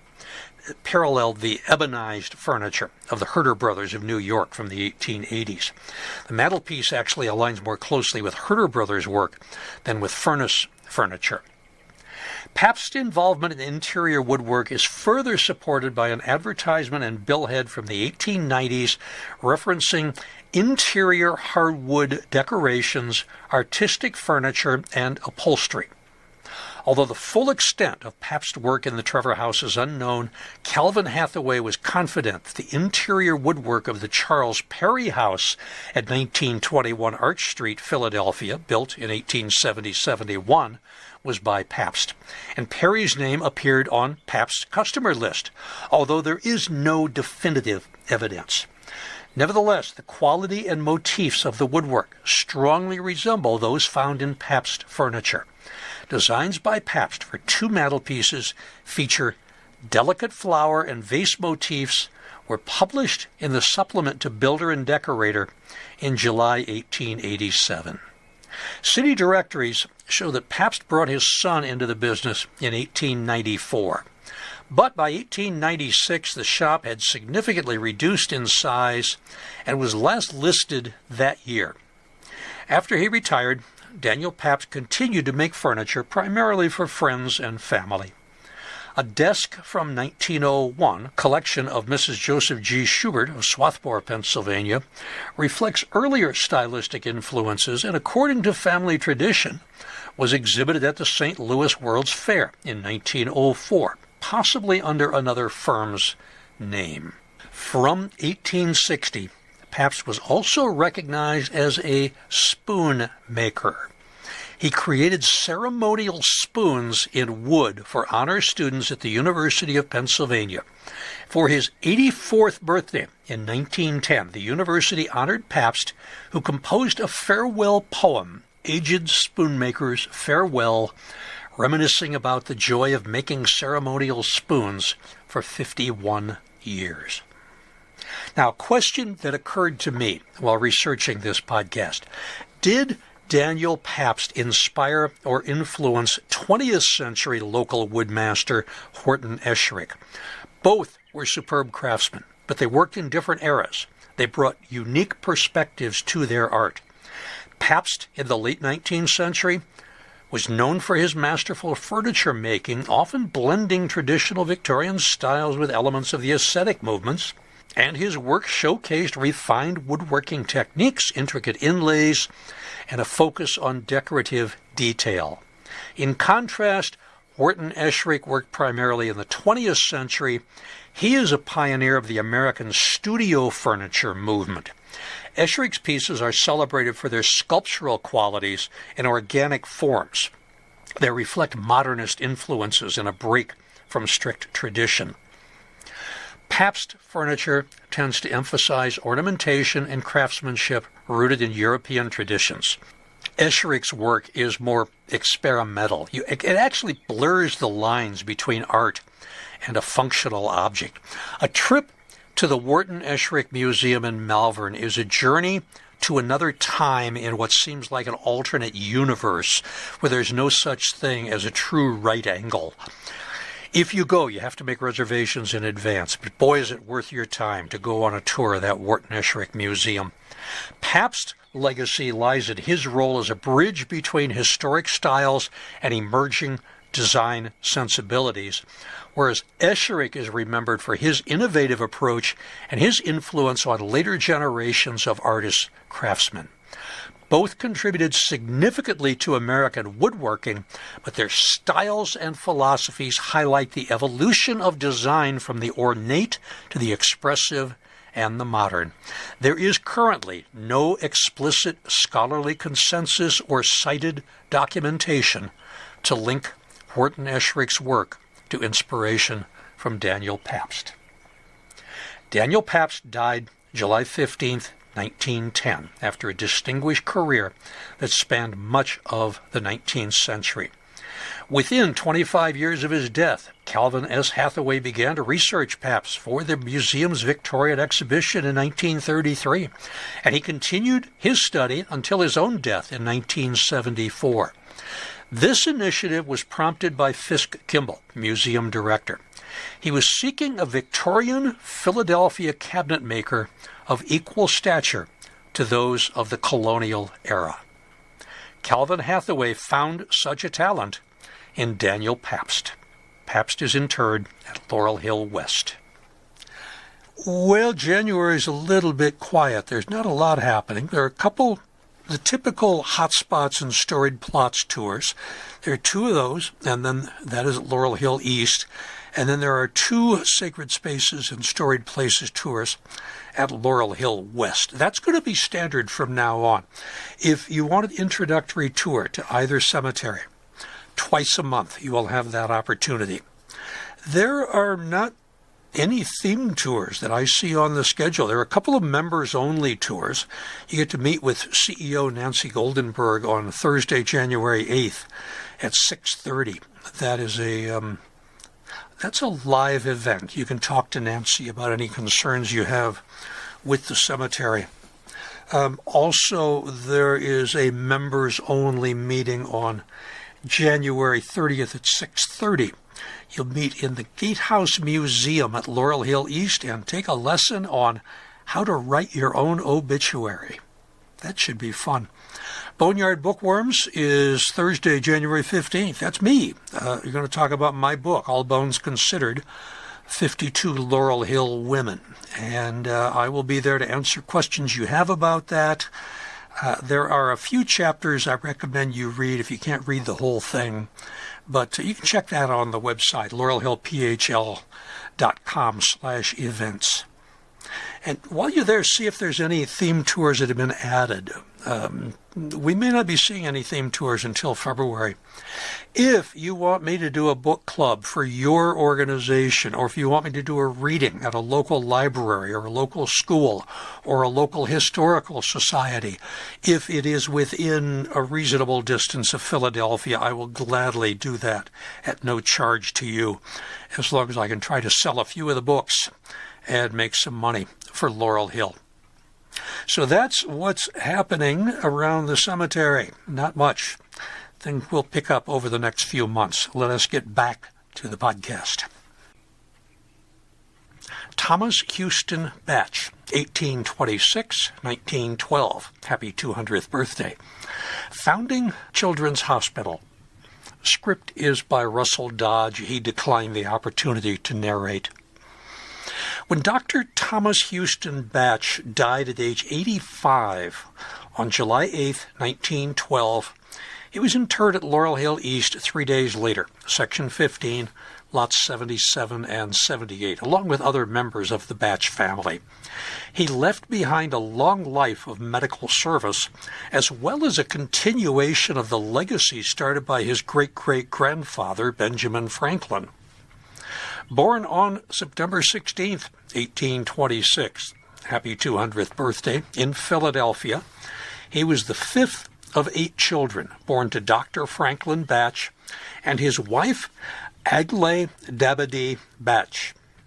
That's Helae Dabadie. Franklin Bache was the son of journalist Benjamin Franklin Benny Bache, who during his relatively short life gained fame as the publisher of the staunch and vocal anti-Federalist newspaper The Aurora, and who himself was the child of Benjamin Franklin's daughter, Sally Bache. Franklin Bache would himself have a lifetime serving in the medical and science professions, as he became one of Philadelphia's most prominent and renowned medical men. This reputation Thomas Hewson Bache would follow and earn in his own right. As a young adult, Thomas attended the University of Pennsylvania, received his A.B. in 1846 and A.M. in 1849. Then he attended Philadelphia's Jefferson Medical College, where his father was serving as professor of chemistry. It's there that he met the chairs and staff who were his father's colleagues, including Doctors Robley Douglinson, All Bones Considered, Laurel Hill Stories number 17, Dr. Joseph Pancoast, and Charles D. Meigs, all of whom now permanently reside at Laurel Hill East. Thomas Bache graduated from Jefferson in 1850 with his M.D., and then he served his residency at Pennsylvania Hospital from 1852 to 1853. The 1850s in Philadelphia were marked by high mortality rates among the population. Midway through the decade, the city's population was approximately 460,000, with 10,500 deaths recorded in 1855. That's 30 a day. Diseases such as scarlet fever, typhoid, dysentery, and smallpox predominated as causes of death, particularly as they affected children. In 1 month alone, the death register listed more than 300 deceased children, with additional child fatalities just likely unrecorded. The plight of the city's children became a particular concern for many of the young physicians newly minted from medical school. One of Thomas Hewson Bache's colleagues, Dr. Francis West Lewis, 1825 to 1902, Laurel Hill East Section I, went to London, England, and spent time at the Great Ormond Street Children's Hospital, which had opened in 1852, quickly became the leading children's hospital in the world. It was given patronage by figures such as Charles Dickens, endorsement by Queen Victoria herself. When Dr. Lewis returned to Philadelphia, he was excited. He recruited Dr. Bache and Dr. Richard Alexander Fullerton Penrose, Laurel Hill East Section 7. I did a podcast about 4 of his sons a couple of years ago. Both families had deep ties in Philadelphia society, and they were going to begin a children's hospital in their city. November 1855, the Philadelphia Public Ledger ran an ad. The Children's Hospital, located on Blight Street, running from Pine to Lombard, below Broad, is now open for the reception of patients. Children suffering from acute diseases and accidents will be received free of charge. A dispensary for sick children is also attached to the hospital and will be open at the same place every day. Doctors Lewis, Bache, and Penrose had just opened the United States' first hospital devoted solely to treat children. It was in a row house on what is now South Watts Street. The beginning was modest. They only had 12 beds, but there was a medical dispensary to dole out medicine when it was prescribed. So what could they treat? Not much. Philadelphia during the 1850s, the prominent childhood diseases included measles, scarlet fever, diphtheria, whooping cough, pertussis, smallpox, and tuberculosis. Additionally, diseases like cholera and typhoid fever sometimes affected children during outbreaks. Yellow fever still reared its jaundiced head occasionally, and other diarrheal diseases carried off their fair share of infants and toddlers. Most of these conditions were difficult, if not impossible, to treat successfully due to limited medical knowledge and lack of effective medications. Nonetheless, supportive care such as hydration, rest, basic hygiene could sometimes help children recover from milder cases of measles, scarlet fever, and whooping cough. Smallpox vaccination was available and could prevent the disease, but treatments for diphtheria and tuberculosis were largely ineffective at the time. Overall, successful treatment was rare. Many childhood diseases in the 1850s resulted in high mortality rates. Despite its diminutive size, Children's Hospital was immediately successful and treated 373 patients just in the first few weeks. The physicians gave their time freely. Dr. Bache served as attending physician, manager, and treasurer of the hospital. But in 9 years, they were forced to find a larger facility. They moved to 22nd Street between Locust and Walnut. They would continue to grow in both size, success, and renown. In its early days, the hospital aimed to serve children from all backgrounds, regardless of their family's ability to pay, and became renowned for its compassionate approach at a time when childhood illness and mortality were very common. Historical accounts suggest that CHOP did not impose formal racial or ethnic restrictions on the children that it treated, and its founding mission was indeed to care for all children in need. Broader social contexts and practices of the era may have influenced individual patient experiences. Dr. Thomas Bache's role in the growth of the hospital would be interrupted with the firing on Fort Sumter in April 1861. The remaining United States quickly scrambled to get on a war footing to crush the nascent rebellion. Abraham Lincoln requested 75,000 volunteers to defend the Union just 3 days after the war started. Men rushed to recruiting stations and state capitals to enlist. Physicians were greatly needed to serve in the field with these newly formed regiments of volunteers, and Thomas Hewson Bache would be among those who would answer that immediate call. April 25th, 1861, he was commissioned chief surgeon of the 17th Pennsylvania Volunteer Infantry, one of 25 regiments that Pennsylvania formed for a 3-month enlistment. They all believed that the war would be short and likely very glorious in their 90 days. With that commissioning, Dr. Bache would find himself in uniform resisting the rebellion for the next 4 years. We can find no record that he was an amputating surgeon. Remember that during the war, the Union Army had about 11,000 physicians. Only a small fraction were formally qualified as amputating surgeons. Estimates suggest that about maybe 500, as many as 1,200 surgeons were specifically trained and certified to perform amputations. That's only between 5 and 10% of all of the surgeons who worked with the Army. Now, the 17th Pennsylvania found itself first in the defenses of Washington, D.C.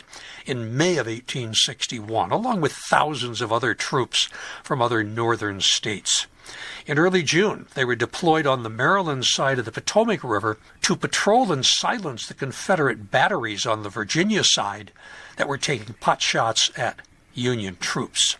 On July 7th, at the Point of Rocks, Maryland, the unit was part of an expedition to cross the Potomac and block and attack a Confederate force heading to Manassas Junction, Virginia, and link up with rebel forces already gathered there. The Union troops were led by Irish-born Philadelphian Major General Robert Patterson, who's also one of today's permanent Laurel Hill East residents. He's one of 8 Robert Pattersons who are buried at the cemetery. I talked about him way back in All Bones Considered Laurel Hill Stories number 6. He's the one who's under the larger-than-life-size lion at the edge of Millionaire's Row. Dr. Bache, the 17th Pennsylvania Infantry, and General Patterson's troops failed to prevent rebel reinforcements that helped the Confederacy win the First Battle of Bull Run on July 21st. Bache was mustered out when the regiment's 3-month enlistment expired on August 2, 1861. He returned to Philadelphia. That was 3 days after General Patterson had been retired with an honorable discharge, 8 days after his failed mission. Dr. Bache returned to serve the Union just a month later. He received a commission as a major of volunteers in the Medical Corps of the Union Army, and he was assigned to the medical staff under Brigadier General John Fulton Reynolds of Lancaster, Pennsylvania, who would go on to become a prominent leader in the Army of the Potomac. General Reynolds advanced from heading a division of Pennsylvania Reserves to leading the 1st Army Corps. Dr. Bache became medical inspector for the Corps and participated in the pivotal Gettysburg campaign in June and July 1863. By now, John F. Reynolds was a major general. He commanded a wing of the Army as they chased after General Robert E. Lee's Army of Northern Virginia. Lee had invaded Maryland and then Pennsylvania in June after claiming victory at the May Battle of Chancellorsville. After the Battle of Gettysburg opened on July 1st, 1863, between Confederate infantry and Union cavalry, General Reynolds sent the 2 Army Corps under his command to reinforce the beleaguered Union cavalry north and west of town. This turned the clash into what was to become the most famous full-scale battle of the Civil War. Surgeon Bache set about with other Army physicians to treat the hundreds of wounded in the field as the battle raged. Overwhelmed by superior numbers, the Union forces, after losing General Reynolds when he was killed early in the infantry fight, eventually broke and streamed through the town to the ridges south. There is a larger-than-life equestrian statue of John Fulton Reynolds that will greet visitors at the north entrance of City Hall. And another statue of General Reynolds graces the Smith Memorial Arch in Fairmount Park. Now, when the Union retreated on that first day, Dr. Bache refused to flee to safety. He stayed with his wounded, and thus he found himself a prisoner of war when the rebel forces surged after the departing Union troops. But the Confederates understood that his role was as a medical non-combatant, and for the next 2 days they allowed him to freely treat both Union and rebel wounded alike. And finally, after the Confederates were repulsed on July 3, 1863, at Pickett's charge and retreated in defeat from the area around the town, Surgeon Bache and other Union doctors were released, and they stayed and eventually left with the remaining wounded. In his after-action report, Major General Abner Doubleday, who assumed command of the Union forces after General Reynolds was killed, singled out Thomas Hewson Bache and his fellow First Corps surgeon, John Theodore Hurd, for praise, stating, quote, "They refused to leave our wounded and remained with them as prisoners at Gettysburg until the retreat of the enemy released and restored them to duty," end quote. With the vast sea of human misery of dead and wounded left in and around Gettysburg after the Army of Northern Virginia retreated and the Army of the Potomac pursued, Surgeon Bache played a major role in organizing the hospitals and relief of the First Corps wounded, as well as wounded from other commands. He was among a cadre of medical officers who would triage wounded to be transported to hospitals in cities like Baltimore and Philadelphia versus those who were just too injured to be moved. Dr. Bache's effort contributed to the efficiency of the endeavor to treat the thousands of men in the aftermath of battle. His subsequent service in the Union Army would see him serve as a medical inspector in far-flung places, New Orleans, Vicksburg.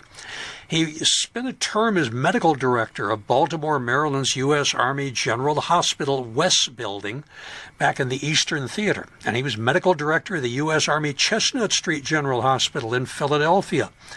He was eventually mustered out of service, September 20th, 1865, well after the war was over, but not before he was honored with a brevet promotion to Lieutenant Colonel, United States Volunteers for, quote, "faithful and meritorious services," end quote. Dr. Bache then returned to his Philadelphia medical practice. He'd been elected as a fellow in the College of Physicians of Philadelphia in 1852. Now, in 1866, after the war, he's 40 years old, the college selected him as curator of the Mutter Museum. This museum, established in 1858 by Dr. Thomas M. Mutter, was created to display medical artifacts, specimens, and items that Mutter had collected throughout his career. They were to enhance and reform medical education. More than 1,700 medical specimens were donated by Dr. Mutter, along with $30,000, a sizable sum. It was to be used for a curator, to be hired to oversee the exhibition of the artifacts, acquire more items, maintain its expansion, and keep the mission of medical education. Thomas Hewson Bache oversaw the growth of the Mutter in the decades after the Civil War. When you walk into the main display of the Mutter Museum now, you are confronted with a wall of skulls. Dr. Bache is partially responsible for the 1873 acquisition of 139 skulls that had been collected by Joseph Hertel, an anatomist from the University of Vienna, Austria. He wanted a permanent educational place for the collection. He'd assembled the skulls, most of which had been acquired in the rather nefarious but common practices of the day, either stealing them from cemeteries or from the remains of executed criminals. But he wanted them to counter the prevailing belief that cranial features indicate levels of intelligence and personality, both in individuals and in races. His skulls were used the opposite of the way Samuel George Morton used his skull collection. I talked about Morton in Bad Medicine, All Bones Considered, Laurel Hill Stories number 28 a few years ago. Dr. Bache's edition of the Hertel skulls opened the museum to contributions outside of the United States and gave it international renown.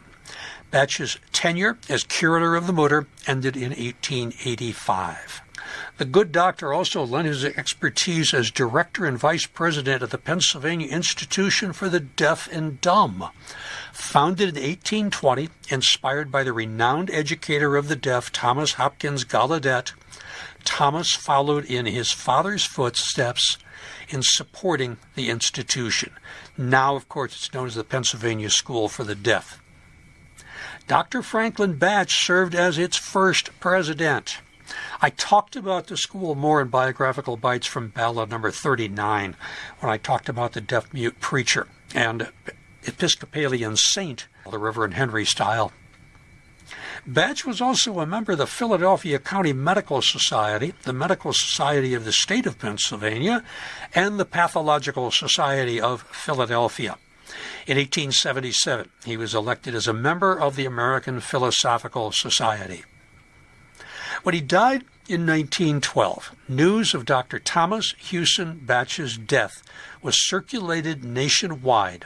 However, much of the coverage emphasized his lineage as the great-great-grandson of Benjamin Franklin, rather than acknowledge his significant medical achievements. The ongoing reputation for excellence at the Children's Hospital of Philadelphia, which he co-founded, remains a lasting testament to Dr. Bache's dedication and lifelong commitment to health care. The T. Hewson Bache Endowed Chair in Pediatrics was established in his honor and exists to this day to keep his name alive. Happy 200th birthday, Dr. Bache. Samuel Patch Frankenfield, 1826-1894. Happy 200th birthday. Laying out the dead. In late 18th and early 19th century Pennsylvania, women played the central role in care for the dying and the dead. They were the primary caretakers responsible for tending to the physical, spiritual, and social needs of people near death. Women known as watchers stayed with the dying to offer comfort, manage bodily needs, and ensure spiritual support. Once death occurred, layers out of the dead, who could be relatives, neighbors, or women who offered their services for pay, took over. They washed, groomed, and dressed the body for burial. These tasks were both practical and deeply emotional, as demonstrated by first-hand accounts.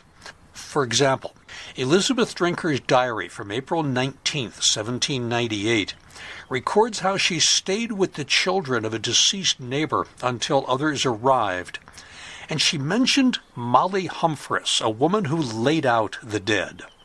Such women as Molly undertook the awful business of preparing bodies, a responsibility that included closing the mouth and eyes, cleaning and dressing the body. The process was physically demanding and emotionally taxing, involving intimate contact with both the dead and their grieving families.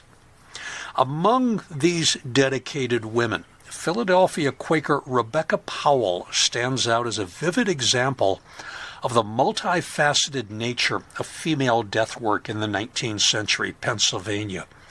Far from being limited to a single role, Powell embodied the versatility and adaptability required of women who cared for the dying and the dead. She worked not only as a nurse and a layer out of the deceased, but also as a mantua maker and a tailor. A mantua is a type of loose-fitting gown. It was popular in the late 17th and early 18th centuries, especially in Europe. It was originally designed as informal wear for a woman, and was characterized by flowing silhouette with a train, and often featured elaborate draping and decorative fabrics. This combination of professions was not uncommon, as the skills needed for tailoring, anatomical knowledge, adeptness with cloth and sewing, familiarity with bodily presentation, were all directly transferable to preparing bodies for burial.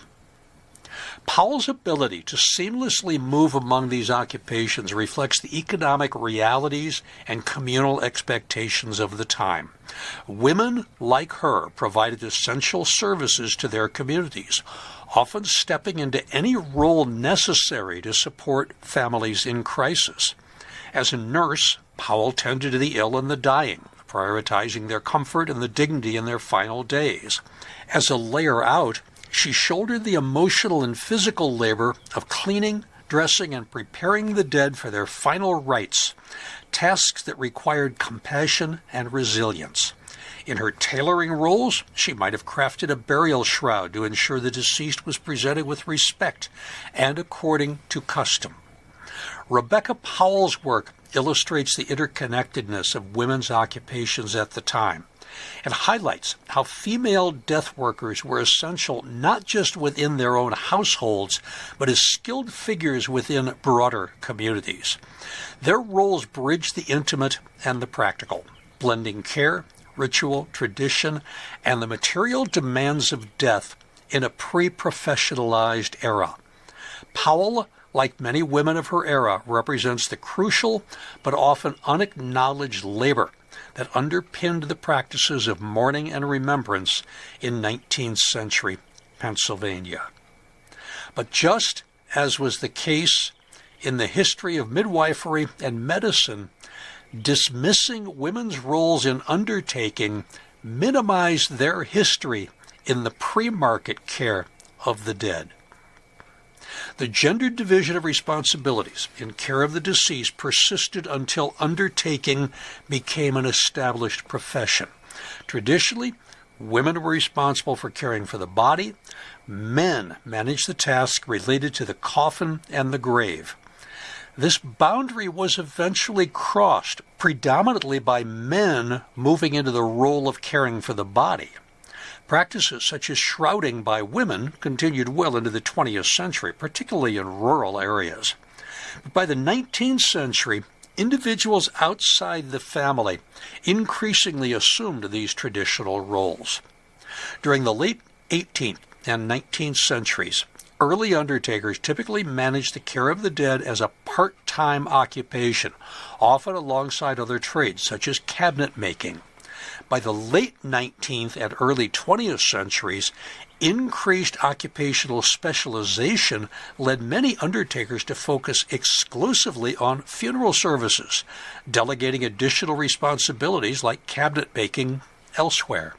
Midwives, nurses, and shrouding women continued to play a role in caring for the deceased until the mid-1800s, but their involvement diminished as undertaking became more specialized.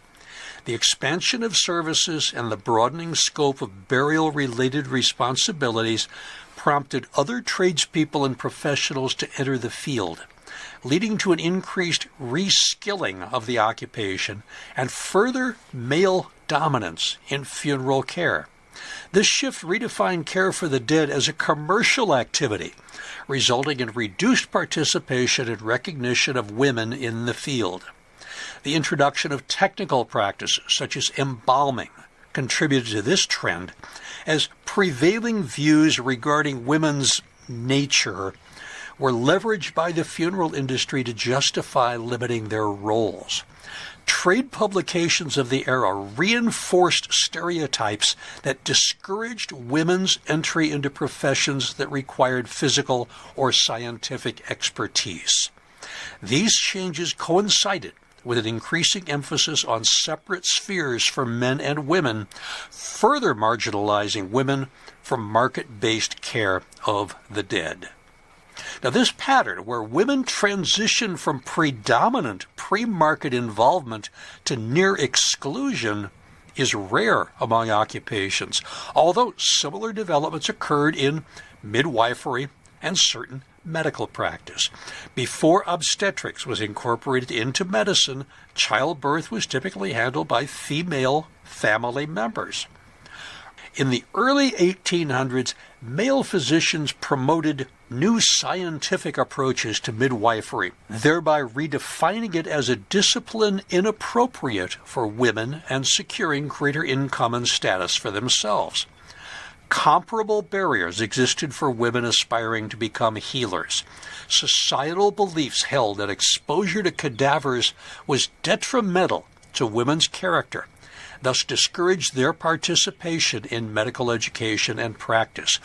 We saw this in the podcast I did about the Women's Medical College, Female Medical College, earlier this year. Ultimately, the dismissal of women's roles in undertaking mirrored historical patterns in the fields of midwifery and medicine. Over the course of the 19th century, the responsibilities of death care gradually shifted from women to formally trained and licensed professionals. A lot of women did not give up their role without a struggle. The transformation was propelled by many factors, including the devastation of the Civil War, the rise of industrial tragedies, the emergence of undertaking and embalming as recognized professions, and the growing role of medical institutions such as hospitals and homes for the incurable. During the Civil War, the scale of death and the physical distance from home rendered traditional female caretaking nearly impossible. Soldiers often died on battlefields or in hospitals, far from their families, and fellow soldiers, doctors or nurses, took on the role of proxy kin. Letters, photographs, tokens became substitutes for the comforting presence of family members. Many men who had trained as surgeons found it more lucrative to become battlefield embalmers. See Richard Burr, All Bones Considered, Laurel Hill Stories, number 65, who literally became the poster child for battlefield embalmers. Now, training as an undertaker in Philadelphia before the Civil War would have been a hands-on, apprentice-based experience. Formal funeral schools did not yet exist, so aspiring undertakers typically learned their craft by working closely with an established practitioner. They would gain skills in preparing bodies for burial, constructing coffins, organizing funerals, while they also handled the business aspects such as maintaining records, interacting with grieving families, and cemetery personnel. The work was rooted in tradition, with many undertakers also serving as cabinet makers or carpenters due to the demand for custom-made caskets. The role required discretion, compassion, and a willingness to serve the community during times of loss. Now, as I mentioned, some of the first professional undertakers were furniture makers, carpenters who'd become skilled in coffin making, and they just expanded their business to specialize in caring for the dead and managing funerals. These entrepreneurs saw an opportunity to provide a much-needed service, and thus the first funeral parlors appeared in urban centers such as New York, Philadelphia, and Chicago during the 1860s and 1870s. Samuel Patch Cunard Frankenfield, 1826 to 1894, Laurel Hill, West Washington section, was one of those entrepreneurs. Son of Isaac and Elizabeth Cunard Frankenfield, Samuel was a farmer who took up cabinet making. And when he came to West Philadelphia in March 1848, he did local carpentry. He built some caskets, and eventually he switched. He became an undertaker, opened a funeral home at 53rd and Vine. Samuel worked with his father-in-law Cunard to build houses. Among the projects they worked on, all in West Philadelphia, they claim to have built the first school in West Philadelphia, the Blockley Baptist Church in the 500 block of West 53rd Street, and Monroe House in the Hestonville section of the city. Hestonville was new to me. It was a sparsely populated crossroads community at the junction of Lancaster Pike, now Lancaster Avenue, and the old Lancaster Road, which is now 54th Street. That's about a mile from where I live. The main Frankenfield funeral home was at 53rd and Vine, but they soon had branches throughout the region as other relatives joined the firm. Samuel is also reported to have been an accomplished cornet player. He was leader of a concert group simply called the Frankenfield Band.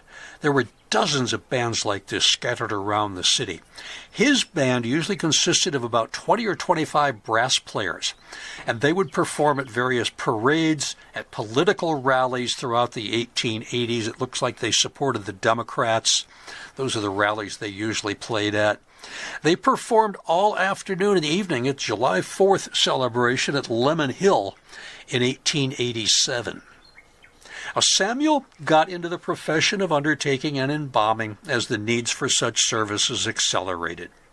And by the 1867 Philadelphia City Directory, 125 male undertakers were listed compared to only a handful of female layers out of the dead. In addition, as many as 16 families may have practiced undertaking as family businesses. 7 pairs of men with the same last names and identical addresses were involved in family-run undertaking firms. The fact that these men practiced family trade indicates that undertaking had a future. Fathers were willing to train their sons, and eventually their daughters. Moreover, the need for 2 undertakers at a single address shows that business was good enough to warrant 2 specialists at a particular location. Finally, the paired men might have devoted themselves to different aspects of the funeral business. One might have arranged the funeral services, for example, while the other prepped bodies for viewing. This was definitely the case with Samuel P. Frankenfield. 6 of his 7 sons followed him into the mortuary business, and several generations of Frankenfield funeral directors followed. Eventually, the Frankenfield group was absorbed by Oliver Baer. They have since gone out of business. Now, the shift in death care was also influenced by broader societal and cultural changes. Industrialization introduced new dangers. Accidents in mines, factories, on railroads resulted in deaths that were often violent and public. These tragedies frequently left women unable to perform their traditional roles, either because the bodies could not be recovered or were too badly damaged. The traditionally masculine nature of certain industries, such as coal mining and railroading, further excluded women from participating in death care. In fact, Pennsylvania law prohibited women from working in and around mines. The exclusion of women from the mines was such an ingrained part of mining life that superstitions concerning women and miners developed. If a miner just happened to see a woman, especially a red-headed woman, on his way to work, he believed he would meet with danger that day. Many women remained indoors at shift change as the men went to work, and miners refused to allow women in or near the mines, fearing they might cast a spell on it. So the colliery was a man's world. Above and below ground, men and boys worked, talked, and socialized. Finally, the railroad industry prodded the development of professional organizations among undertakers and funeral directors, associations that played a factor in women no longer offering death services. The transportation of dead bodies on trains raised issues about the spread of disease, the questions about the safety of embalming. Baggage handlers, who were primarily responsible for moving bodies being shipped across the nation, were especially anxious to have definitive answers. Railroads crossed state borders. Railroad bosses wanted a national answer to their concerns. They received that response from the recently organized National Funeral Directors Association in the late 1880s. This association recommended rules that govern the transport of those who died from infectious diseases, the need for embalming, and the proper paperwork. This professionalism of funeral work matched the professionalization of other fields, especially in medicine. Embalmers and undertakers formed associations, advanced scientific and medical arguments for state regulation, and promoted specialized education. The rise of hospitals and institutionalized care moved death out of the house and into public or medical settings, which further reduced women's involvement. By the second half of the 19th century, embalmers had even developed a subspecialization, restorative art, the repair of injuries to the dead caused by disease or trauma. And to improve the public's opinion of their work, they adapted the appellation mortician, a combination of mort for mortal and ician, like physician. As women's roles in death care diminished, so too did the language that described their work. Titles like watcher, layer out of the dead, shrouder, streaker, that's with 2 E's, 3 E's, S-T-R-E-E-K-E-R. But the names faded, replaced by new items like undertaker, embalmer, funeral director. The skills and knowledge women once possessed were either forgotten or absorbed into these new male-dominated professions. However, in rural areas and among certain communities, women continued to perform death care, maintaining traditions and rituals that honored the deceased. Women's death work was multifaceted. Many women like Rebecca Powell adapted to changing times by combining roles such as nurse, layer-out, mantua maker, and tailor. They utilized a range of skills related to anatomy, sewing, and chemistry. Economic necessity, inheritance laws, and ethnic diversity shaped how and why women participated in death care, especially in Pennsylvania, where the balance of urban and rural life, domestic ideology, and ethnic traditions influenced their practices. In recent years, there's been a revival of interest in home-based death care, reminiscent of the practices of the early 19th century. Driven by a desire for more meaningful rituals, environmental concerns, and the high costs associated with traditional funeral services, some families are returning to caring for their dead at home.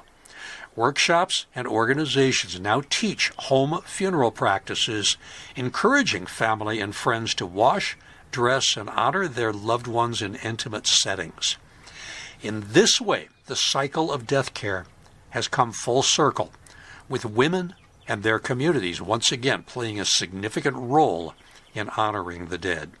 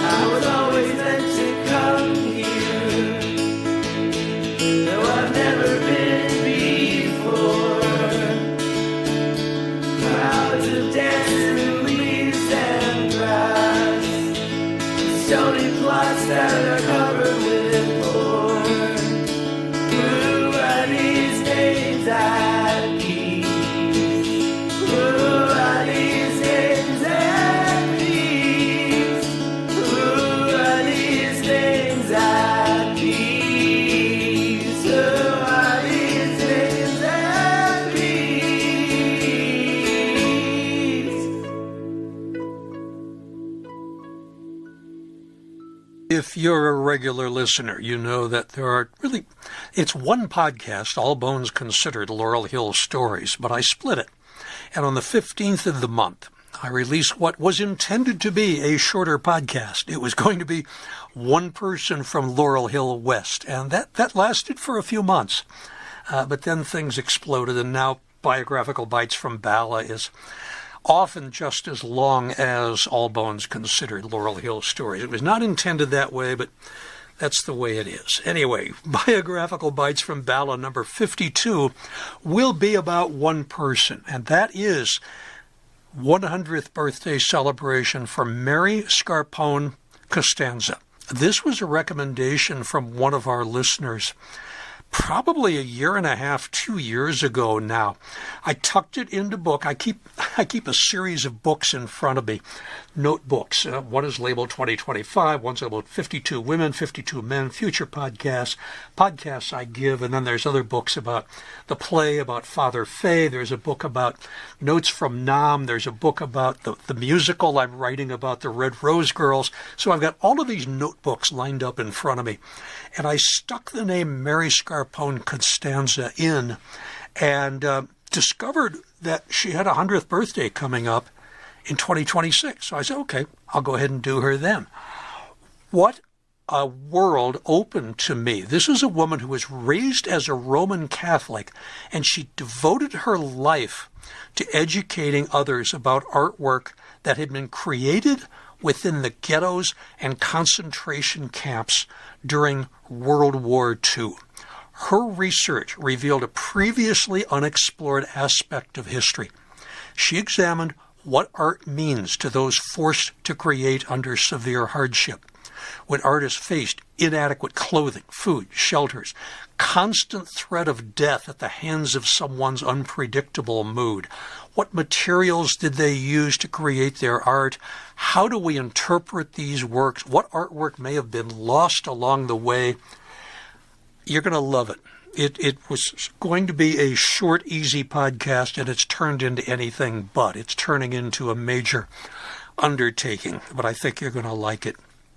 February podcast, that's Black History Month. You know what that means. We go to Laurel Hill West to a lot of influential figures. Walter R. Livingston Jr., activist, architect, president of the Urban League. Frances Mom Williams, she campaigned for city council when she was a grandmother with her slogan, "Get off your rocker." Julie Kamai was born in Liberia. She was a lifelong advocate for the Liberian diaspora after leaving during political upheaval. And Mposi Tolbert was a 6'6" photojournalist known for his waist-length dreadlocks. He passed away suddenly at age 34 due to an undiagnosed heart condition. That episode will come out on February 1st, and then I will release the individual stories on the 5 following days. Laurel Hill East and Laurel Hill West are open 365 days a year from 7 a.m. until either 5 p.m. or 7 p.m. You know when it changes. It changes with the seasons, right? So we're midway between going back to 7 p.m. There's no entrance fee, of course, to come into either cemetery.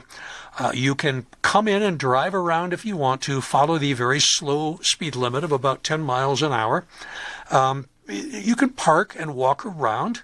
We see joggers in there all the time. Bicyclists cut through Laurel Hill West, going from Montgomery County from the Kidwood Trail over to the Wissahickon Trail. You can do that through the cemetery. Just ride your bike through, go down the hill, cross the Pencoid Bridge, and bingo, you're in Philadelphia, right there in Manayunk, and you can hop onto the Wissahickon Trail from there. So there's lots of reasons to come to this cemetery in addition to going on tours. Public transportation is pretty good for Laurel Hill East. R161, it's not the R anymore. I forgot what the number is, but 161 will stop just a block or two from Laurel Hill East.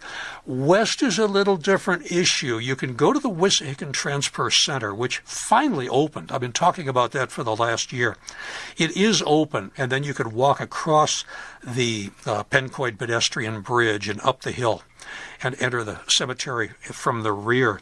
Or you can take one of the buses that goes down City Avenue, 52 or 44 or 1, get off at Belmont and then walk a half mile down Belmont back toward the city, but you're going to come to the cemetery, Laurel Hill West, when you do that.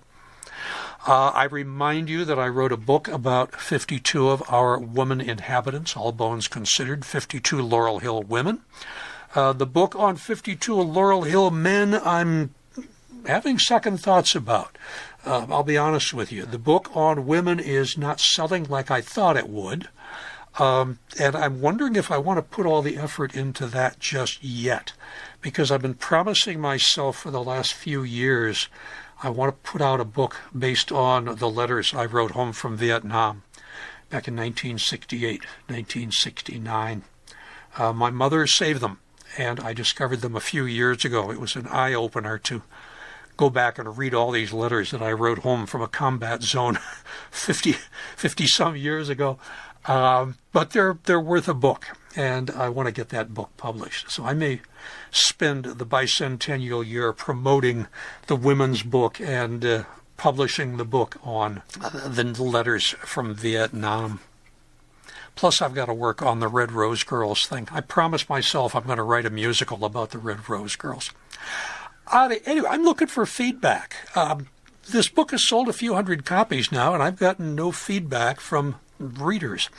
If you have read it and you want to make comments, email me, please. I would really appreciate it. jrlexjr1947@gmail.com.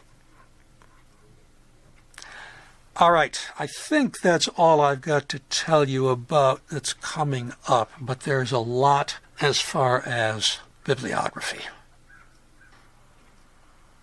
Okay, for bibliography, there's a book that's free for download called Women in Transportation, Changing America's History, Reference Materials. It was issued by the U.S. Department of Transportation in March of 1998, and it has a chapter on Martha Coston. International Journal of Naval History, April 2002. Martha Coston, A Woman, a War, and a Signal to the World by Denise E. Pilato, Eastern Michigan University. The International Journal of Naval History is Volume 1, Number 1, and there is no pagination in it. This is an unpaged copy, so I might have gotten a galley copy of that. Chemistry Lights Up the Beach, Martha Coston and the Signal Flare, Parts 1 and Part 2, by Kevin Olson, Montclair State University.